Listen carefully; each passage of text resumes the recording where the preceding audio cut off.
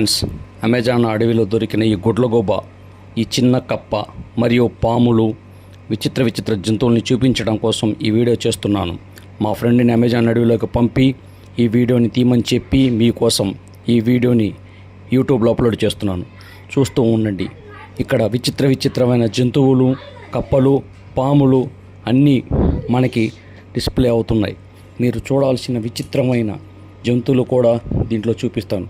చూడండి ఎంతెంత పెద్ద కప్పలు ఉన్నాయో. మన భూమి మీద మనం ఎలా నివసిస్తున్నామో అడవిలో కూడా అవి అంతే హ్యాపీగా స్వేచ్ఛగా నివసిస్తూ ఉంటాయి.